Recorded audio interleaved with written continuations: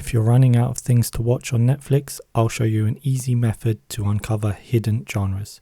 This is by using secret category codes. They're secret because Netflix doesn't publish the list. Netflix uses numbers at the end of the URLs to designate different custom categories. It's pretty straightforward.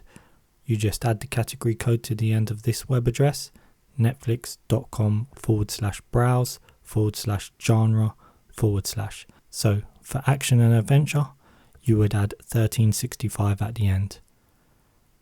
The full web address would look like this. For romantic comedies, you can add 5475. You get the idea. You can find a list of the category codes in the description below.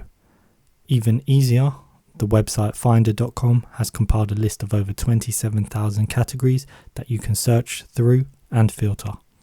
You then click the link and go straight to that page. No need to type in the code. Again, you can find the link in the description.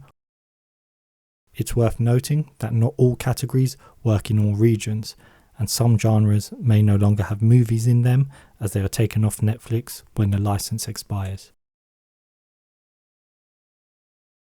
This also only works in a web browser and not on a phone or a TV app.